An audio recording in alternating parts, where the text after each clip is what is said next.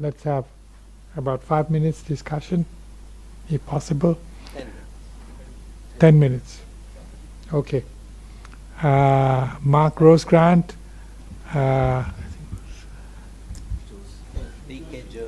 PK Joshi, Horachot, and did I mention you? No. You were too obvious. Prabhu Pingali. So, what's the first? Mark Rosecrant. Yeah. So, thanks for these talks. I guess, it's very impressive that China is spending billions of dollars on GMOs and CRISPR patents and all that. But at the same time, they're running a regulatory system that doesn't allow any of the fruits of that research to get into the farmers' fields and benefit farmers. I think there'd be a lot bigger impact in China, and this is also true to some extent in India. The great research systems that produce good stuff that then can't be used because you have non-science-based regulatory systems for technologies. And I think in both cases, a lot more attention should be paid not to, where's the next $1 billion of research funding come from, or how do we make the research more efficient, but how do we institute a science-based regulatory system that actually uses principles for approving technology rather than kowtowing to well-funded NGOs. And I think that one of the particularly crucial questions coming up, not only in these two countries, but for the world as a whole, is whether, in fact, the products of gene editing will be treated in a proper science-based fashion, or if they're just going to be lumped into GMOs and therefore derailing the most promising new technologies for agriculture that we've had in many years. So I think these papers and more generally science has to come to grips with those kinds of issues. Maybe what is needed is an extension system to the NGOs, not to the farmers. After Mark Rosecrant, Dr. Joshi. Yeah. Thank you very much. Both the presentations were really very informative. I have 3 small points. One is just for both the countries. One, is there a formal mechanism of prioritizing research agenda and capacity building for short and long run in the public sector research? The second is that are there incentives to researchers in the public sector if they develop some good technology or variety? Are there incentives? Third, we are focusing more on GMOs and not talking much on the natural resource management, for example, water, energy. So how these countries are prioritizing in natural resource management for conserving the resources in future? Thank you. Horachot. Yes, my question goes to Dr. Paul. You have shown the difference between seed and grain prices of the 3 commodities, and the cotton one has the biggest difference. I wonder whether that is just hybrid or hybrid plus transgenic traits as compared to the other crops. And the question for Ms. Deng is whether you have the information that separate between Chinese companies' investment as compared to multinational company investment in China, because it seems to be aggregated as private companies. Okay. Prabhu. I'm also following up on Mark and PK's comments on GM crop and GM investments. Given the public backlash, some countries have pulled back on GM investments, and so using that as a marker to look at R&D output across countries may not be as good as looking at something which is more standard, which could be releases of varieties or something like that, which would be much more standard across countries. So you may not see that NGO effect coming through. Okay. Where is Ms. Deng?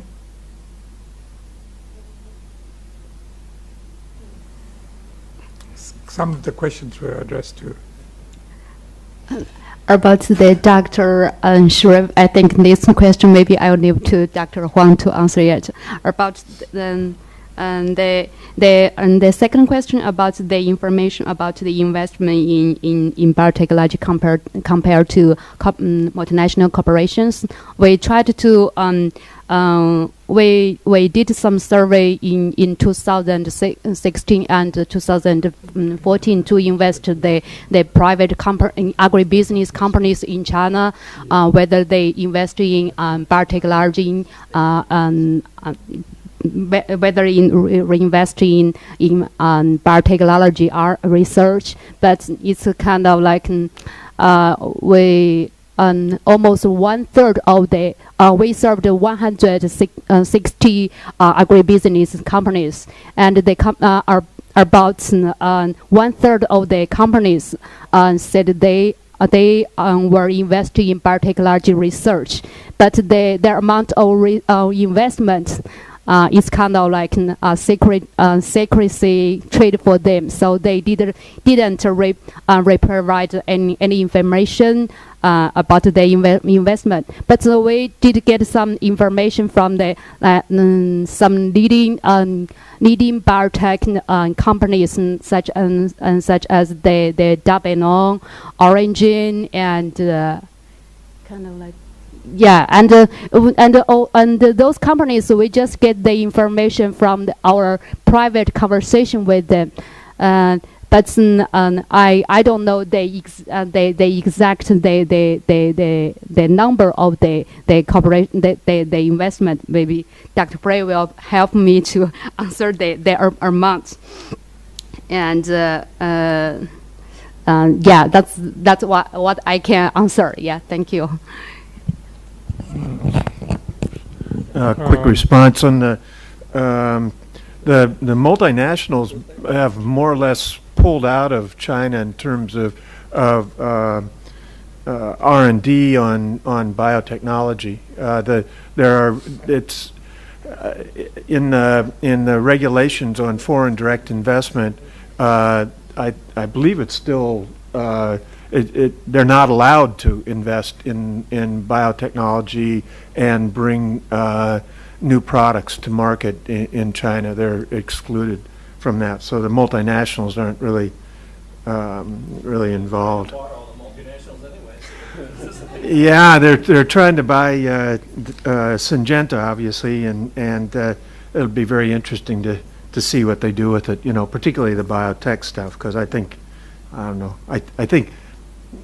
they largely bought it for the chemicals, is my impression, but they also certainly were interested in the biotech stuff. In terms of, Mark's comment stands as it is. In terms of gene editing, there's a lot of debate, same kind of debates in China that there are going on in the U.S. as to how to regulate the gene editing, and in the U.S. we're kind of splitting gene editing up into two types of things. One is when you're just sort of knocking out a gene and not adding any new genetic material to it.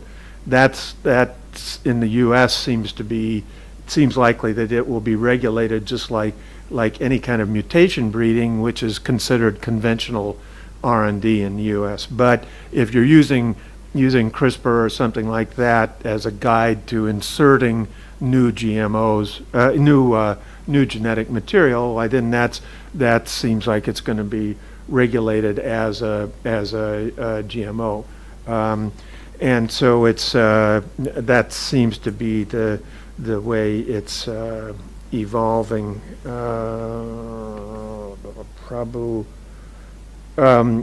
We could use varieties and things like that. But Hooray Fa is particularly excited about GMOs, so that's why the numbers that came from him are primarily focused on GMOs. I don't know. Ji-kun, you want to? Thank you. Very good questions. So I will start first with the seed question. So what we have taken there, it's basically the seed prices in the market. So what the actual farmers are paying.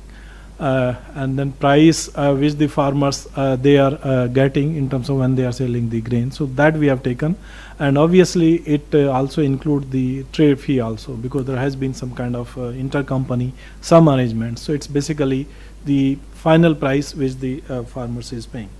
Now coming to the second question about the prioritization incentive for the researchers, I think all the system they are moving in that direction, and there are a lot of the reforms, I would say the management reforms for have a more objectivity in terms of research prioritization and looking at the allocation of resources. Indian system we are just have participated in that. A lot of efforts have been made. For researchers incentive, there are some internal arrangements when you commercialize a technology, some incentives they are giving, but for researchers always there is an incentive that if we believe in particular technology, whether it's a variety, whatever it is, we say farm machinery, and we think that it's going to work in the market, so we can always take let's say leave from the system and become entrepreneur if we are willing to do that. So that option is always there, but within the system also, that now Indian they are allowing, and they are getting some share in the royalties, all those things. So incentive is there. For NRM, this is extremely important. I mean, in this when we talk about the commercialization, all those things. So NRM is basically one area which require a lot of deliberate attempt to do the research. And Indian system, as I said, there is a specific allocation of resources, they are institute, and in addition there are special programs on climate change to address all these issues. So we cannot think of sustainable agriculture without focusing on the natural resource management. Coming to the last question, which is very important, that is whether GMO, gene editing, all those things or not. Say I would consider it's not a major, I would say, the policy dilemma. These are the new things, new regulations which most of the systems they are learning, and we have to learn over a period of time.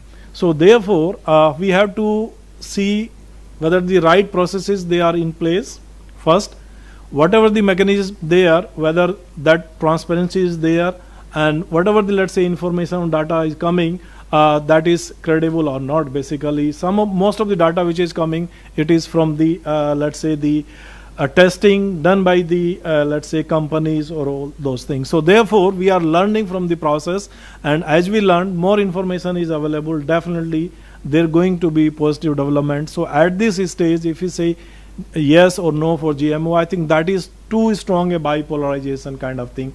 And gradually, once we have a strong product like BT, let's say BT cotton, definitely there are going to be a response from the system, and they are going to benefit. They are willing to accept that.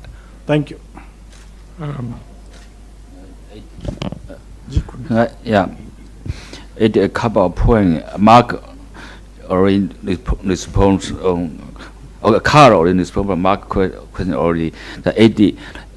My point is, in these 2 months, the big debate on whether China consider gene editing as GMO or non-GMO. But I think in general, people favor not GMO. So it's also quite dependent in the coming 2-3 years how progress in China. This related regulation on not allowed GMO investment by foreign company, because China consider have own GMO program, R&D program, product first. Then with China own product, they allow other country to come in. Of course, this is only in agricultural sector, only one sector, one aspect which restriction on foreign investment. That's GMO. And GMO is quite many policies. Yesterday, Pablo Bengali said Indian policy are political economy. Policy China is more economic driving policy, but GMO in China is really also political economy policy. It's hard to make a decision. Consumer acceptance declining from more than 2/3 acceptance, more than 2/3 15 years ago, now only 20%, and that make a little worry to government. And the government, for a second, so far government, at least from government side, not much demand for GMO technology. The most advanced technology GMO is rice. We have self-sufficient in rice, and so in the maize, huge storage now in the government reserve system. Storage is more than total annual production. Combine these two, but plus China has invested huge amount in the GMO technology, and they have to come out something before 2020. Otherwise, Ministry of Finance, Ministry of Science, Technology, Ministry of Agriculture will be problem because government already invest 20. It's supposed to be about 20 billion. But 20 billion we divide by 6 become US dollar. So I expecting before 2020 one our product at least maize maybe will come to the market. If it is going to the market, I believe we're never going to have significant impact. At least I have a project. Government give me quite a lot of money, a few million money to see how. What the policy require, what commercialization supporting policy to make GMO maize commercial by 2019. But of course, it can change in the future. That's why about I think just about natural resource management investment. Yeah, I think China. In part 10 years, most money, increasing money go to the breeding program, go to the GMO program. And since last year, major additional R&D is go to natural resource management. China have huge water R&D program started just next to GMO. And China have a very big program on soil improvement. Professor Zhang is leading science in charge of that. Also, he is in charge of program on how to reduce fertilizer, pesticide use. The money not as much as GMO, but putting all together, all the huge amount of money going there. There's also a big problem. R&D start in ecosystem service. So it's moving to now to resource environment R&D system investment.